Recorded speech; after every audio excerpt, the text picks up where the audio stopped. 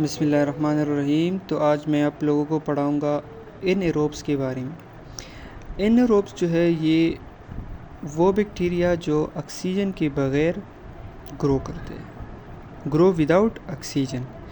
इनके लिए ऑक्सीजन जो है वो मतलब एक किस्म का जहर होता है, टॉक्सिक होता है इनके लिए। जो ऑक्सीजन होता है इनके लिए एक टॉक्सिक सा होता है।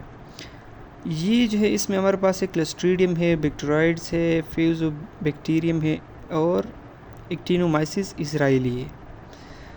इसका एक निमोनिक भी इन्होंने दिया हुआ है, कांट ब्रीथ फ्रेश एयर। तो इसके जो है CBFA, ये जो है 4 बैक्टीरियाज हमारे पास एनएरोब्स है। ये जो है ये दे लेक किटलेज और super oxide dismutase and are thus susceptible to oxidative damage. मतलब इस तरह होता है हमारे पास, ये कहते हैं कि इनके पास कह रहे हैं कि इनके पास सुपर ऑक्साइड डिस्म्यूटेज और कैटलेज नहीं होता और इसी वजह से ये ऑक्सीडेटिव डैमेज को ज़्यादा आसान होता है उनके लिए, ये ज़्यादा जो है उससे डैमेज होते हैं ऑक्सीडेटिव डैमेज से। तो ऑक्सीडेटिव डैमेज क्या होता है? ये हमारे पास एक किस्म का इम्यून रिस्पॉन्स है हमारे बॉडी का, जिसमें है जब भी फ़ौरन पैथोजन जो है, एक पैथोजन बॉडी में अंदर आ जाता है तो रैपिड इम्यून रिस्पांस शो करता है बॉडी, और जहाँ पर जो कुछ ऐसी सेल्स है जो लार्ज क्वांटिटी में रिएक्टिव ऑक्सीजन स्पीशीज़ पैदा करते हैं, और वही रिएक्टिव ऑक्सीजन स्पीशीज़ जो है ये इन्वेडिंग पैथोजेंस जो आ गए होते हैं ना, इन्वेडिंग पैथोजेंस, इसको क्या करते हैं? डिस्ट्रॉय कर देते हैं। और इस सारे प्रोसेस को हम कहते हैं ऑक्सीडेटिव बर्स्ट। क्या होता है? जब भी बाहर से एक पैथोजेंस आता है, फॉर एग्जांपल बैक्टीरिया हो गया या फंजाई हो गई, तो हमारे पास इम्यून सिस्टम जो है वो क्या, न्यूट्रोफिल्स और मैक्रोफेजेस एक्टिवेट होता है, और ये जो है एक एंजाइम सिस्टम को एक्टिवेट करता है और जो हमारे पास NADPH ऑक्सीडेज पैदा करता है। और NADPH ऑक्सीडेज जो है ये रिएक्टिव ऑक्सीजन स्पीशीज़ पैदा कर देते हैं, जिसमें हमारे पास इंक्लूड होते हैं रिएक्टिव ऑक्सीजन स्पीशीज़ में सुपर ऑक्साइड है, हाइड्रोजन पर ऑक्साइड H2O2, और यही रिएक्टिव ऑक्सीजन स्पीशीज़ जो NADPH ऑक्सीडेज की वजह से पैदा होते हैं, ये क्या करते हैं? ये माइक्रोब्स को किल कर देते। तो this is all oxidative burst a protective mechanism. और ये सारा प्रोसेस ये जब इम्यून सिस्टम एक पैथोजन को इनगल्फ करता है तो पेगोसोम बनाता है, और पेगोसोम के अंदर ये सारा प्रोसेस होता है। इसमें हमारे पास एक क्लिनिकल पॉइंट भी है, एक डिज़ीज़ है क्रॉनिक ग्रेनुलोमेटस डिज़ीज़, जहाँ पर हमारे पास जो NADPH ऑक्सीडेज है ये काम नहीं करता, माल फंक्शन होता है ना उसका।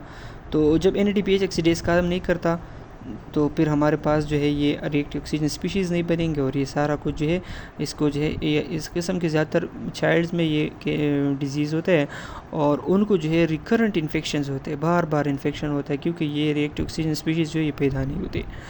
अब यहाँ पर दिया हुआ है सुपर ऑक्साइड डिस्म्यूटेज। इसका क्या मतलब है? सुपर ऑक्साइड डिस्म्यूटेज हमारे बॉडी में भी होता है। It is generally you can say it is a protective mechanism of our body.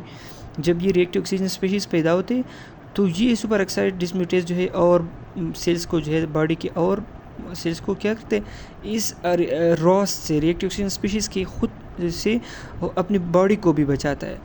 तो ये सुपर ऑक्साइड डिस्म्यूटेज जो है ये एक हमारे बॉडी का क्या है, एक डिफेंस सिस्टम है रिएक्टिव ऑक्सीजन स्पीशीज़ से ख़ुद को बचाने के लिए। अब ये सुपर ऑक्साइड डिस्म्यूटेज और कैटलेज हमारे बॉडी में भी होता है, बैक्टीरिया में भी होता है। तो जो एनारोब्स है ये they lack the super oxide dismutase or catalase, so that's why they are susceptible to oxidative damage, oxidative burst, and this all process is going on. तो यही लाइन थी जो मैंने आपको तकरीबन 2 मिनट में एक्सप्लेन कर दी। अब हम जा रहे हैं कि ये जनरली दीज बैक्टीरिया जो है ये फॉल स्मेलिंग होती है। क्या होता है? जब भी ये इन्फेक्ट करता है तो फॉल स्मेलिंग काज कर देते हैं। They are difficult to culture because आप इसको एक फ्री आइडियल इन्वायरमेंट किस तरह प्रोवाइड करोगे ऑक्सीजन के बगैर। तो हर जगह पर ऑक्सीजन तकरीबन मौजूद होता है, तो ऑक्सीजन की मौजूदगी में ये तो ग्रो नहीं करता, तो इस वजह से इसको हम कहते हैं कि difficult to grow, difficult to culture. And produce gas in tissues में गैसेस प्रोड्यूस करता है, जो हमारे पास कार्बन डाइऑक्साइड है और हाइड्रोजन है। अच्छा, एनारोब जो है ये नॉर्मली इसको हम कहते हैं नॉर्मल माइक्रोबायोटा है इन जीआईटी ट्रैक्ट। जो जीआईटी ट्रैक्ट की उसका नॉर्मल माइक्रोबायोटा क्या है, ये एनारोब्स है। Anaerobes are normal microbiota of GIT tract. Typically pathogen elsewhere का एस्पिरेशन नमूने भी इस वजह से, अगर कोमाटोज पेशेंट हो या एस्पिरेशन जो है हमारे पास जो वो होता है ना वॉमिटिंग की वजह से, तो ये जीआईटी ट्रैक्ट से ये पैथोजन आ सकते हैं, तो एस्पिरेशन नमूनिया जो है वो काज कर सकता है। अभी जो है अमाइनोग्लाइकोसाइड्स के बारे में एक बात बताई है कि aminoglycosides are ineffective against anaerobes because they lack antibiotics, because these antibiotics require oxygen to enter into bacteria. वही बात है ना कि इन एंटीबायोटिक्स के लिए ऑक्सीजन दरकार होती है, और जो एनारोब्स है वो तो विदाउट ऑक्सीजन मीडियम में ग्रो करते हैं या अपने आप के लिए ऐसी मीडियम बना देते हैं जहाँ पर ऑक्सीजन इनको ज़रूरत नहीं होती। तो इन बैक्टीरिया अमाइनोग्लाइकोसाइड्स के लिए तो ऑक्सीजन दरकार होती है, और ये जो ये बैक्टीरिया है इसको ये तो ऑक्सीजन में ग्रो नहीं करती, तो इनफेक्टिव हो जाते हैं। इस वजह से they don't kill these bacteria, aminoglycoside don't kill these bacteria, और so we can use macrolides या और क्लिंडामाइसिन इसको किल करने के लिए। अच्छा, this was all about anaerobes.